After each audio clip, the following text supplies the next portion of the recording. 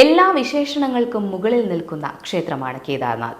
കേദാർനാഥിന് എന്നും വിശുദ്ധിയുടെ ഒരു പരിവേഷം മുതൽക്കൂട്ടായുണ്ട്. ചോട്ടാ ചാർധാം യാത്രയിലെ 4 ഇടങ്ങളിലൊന്നെന്ന വിശേഷണം മാത്രം മതി വിശ്വാസികൾക്ക് ഈ ഇടം അറിയാൻ. മഹാഭാരത കാലത്ത് അജ്ഞാതവാസത്തിനിടെ പാണ്ഡവർ നിർമ്മിച്ചു എന്ന് വിശ്വസിക്കപ്പെടുന്ന ഈ ക്ഷേത്രത്തെക്കുറിച്ച് നിരവധി കഥകളുണ്ട്. എല്ലാം വിശ്വാസത്തോടും അതിലുപരിയായി വിശ്വാസികളോടും ചേർന്ന് നിൽക്കുന്ന കഥകളാണ്.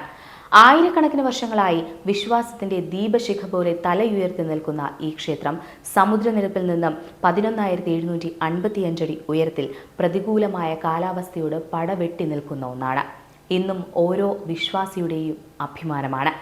ഭൂമിയിലെ ഏറ്റവും വലിയ പുണ്യസ്ഥാനങ്ങളിലൊന്നായി വിശേഷിപ്പിക്കപ്പെടുന്ന 12 ജ്യോതിർലിംഗ ക്ഷേത്രങ്ങളിലൊന്നുകൂടിയാണിത്. എത്ര കഷ്ടപ്പാട് സഹിച്ചും ഇവിടേക്ക് വീണ്ടും വീണ്ടും എത്തിപ്പെടുവാൻ വിശ്വാസികളെ പ്രേരിപ്പിക്കുന്ന നിഗൂഢതകൾ ഇവിടെ നിരവധിയാണ്. മഹാഭാരത കഥകളുമായി ബന്ധപ്പെട്ട് നിൽക്കുന്നതാണ് കേദാർനാഥിന്റെ ഉത്ഭവം. വനവാസകാലത്ത് പാണ്ഡവരിലെ ഭീമൻ ഒരു കാട്ടുപോത്തിനെ വേട്ടയാടിയിരുന്നു. മത്സരിച്ചോടുന്നതിനിടെ പെട്ടെന്നൊരിടത്തെത്തിയപ്പോൾ ആ പോത്ത് ഭൂമിയിലേക്ക് താഴ്ന്നു കളഞ്ഞു. ഭീമൻ ഓടിയെത്തിയെങ്കിലും അതിന്റെ പിൻഭാഗം മാത്രമേ കാണാൻ സാധിച്ചുള്ളൂ. ഭീമൻ അവിടെ തൊട്ടപ്പോൾ അവിടം പാറയായി മാറി. അപ്പോഴാണ് ഭീമന് താൻ പിന്തുടർന്നു വന്നയാൾ ശിവനാണെന്ന് മനസ്സിലാകുന്നത്. അതിനുശേഷമാണ് ഇവിടെ പാണ്ഡവന്മാർ ക്ഷേത്രം നിർമ്മിച്ചത്. പിന്നീട് ആദിശങ്കരാചാര്യരാണ് ഇന്ന് കാണുന്ന രൂപത്തിലുള്ള ക്ഷേത്രം പണി കഴിപ്പിച്ചത്. ഇവിടുത്തെ ശിവരൂപത്തിന് ഹൈന്ദവ വിശ്വാസങ്ങൾ അനുസരിച്ച് തലയില്ലത്രേ. ഇന്നത്തെ നേപ്പാളിലുള്ള ഭക്തപൂർ ദോലേശ്വർ മഹാദേവ ക്ഷേത്രത്തിലാണ് കേദാർനാഥിലെ ശിവന്റെ തലയുടെ ഭാഗം പ്രതിഷ്ഠിച്ചിരിക്കുന്നത് എന്നാണ് വിശ്വസിക്കപ്പെടുന്നത്. ശിവനോടൊപ്പം പാർവതിയെയും ഇവിടെ അർദ്ധനാരീശ്വര രൂപത്തിൽ ആരാധിക്കുന്നുണ്ട്. പുരാണങ്ങളിൽ കേദാർനാഥിന് ആ പേര് വന്നതിന്റെ കഥയും പറയുന്നുണ്ട്. ഒരിക്കൽ ദേവഗണങ്ങളെ ഒരു അസുരൻ ഭീകരമായി ഉപദ്രവിക്കുവാൻ ആരംഭിച്ചു. ഒരു രക്ഷയുമില്ലാതെ വന്നപ്പോൾ ദേവന്മാരെല്ലാം കൂടി ശിവനിൽ അഭയം പ്രാപിച്ചു. ദേവന്മാർക്കായി ശിവൻ ആ അസുരനെ ഇല്ലാതാക്കി. അങ്ങനെ അന്നത്തെ കൊടാരം എന്ന വാക്കിൽ നിന്നുമാണ് കേദാർനാഥ് വന്നതെന്നാണ് വിശ്വാസം. ദേവന്മാരാണ് ഈ ക്ഷേത്രത്തെ സംരക്ഷിക്കുന്നത് എന്നാണ് വിശ്വസിക്കപ്പെടുന്നത്.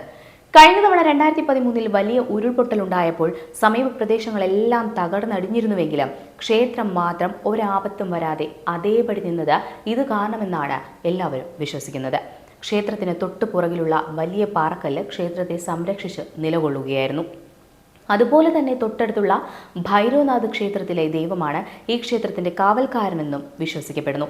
മറ്റു ക്ഷേത്രങ്ങളിൽ നിന്നും വ്യത്യസ്തമായി ഇവിടെ ശൈത്യകാലത്ത് ക്ഷേത്രത്തിലെ ബിംബത്തെ മറ്റൊരു ക്ഷേത്രത്തിലേക്ക് മാറ്റി പ്രതിഷ്ഠിക്കാറുണ്ട്.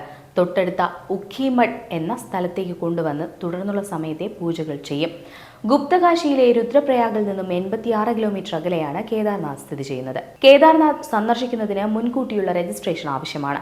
ഗുപ്തകാശിയിൽ നിന്നോ സോൻപ്രയാഗിൽ നിന്നുള്ള മെഡിക്കൽ സെന്ററുകളിൽ നിന്ന് മെഡിക്കൽ ഫിറ്റ്നസ് സർട്ടിഫിക്കറ്റ് ലഭിച്ച ശേഷം മാത്രമേ ഈ യാത്ര അനുവദിക്കുകയുള്ളൂ. പൂർണ്ണ ആരോഗ്യമുണ്ടെങ്കിൽ മാത്രമേ കാൽനടയായി ഇവിടേക്ക് പോകുവാൻ അനുമതിയുള്ളൂ. അല്ലാത്തവർക്ക് ഹെലികോപ്റ്ററിനെ ആശ്രയിക്കേണ്ടി വരും. നടന്നാണെങ്കിൽ ഗൗരികുണ്ടിൽ നിന്നും 14 കിലോമീറ്റർ ദൂരമുണ്ട് ഇവിടെ എത്താൻ.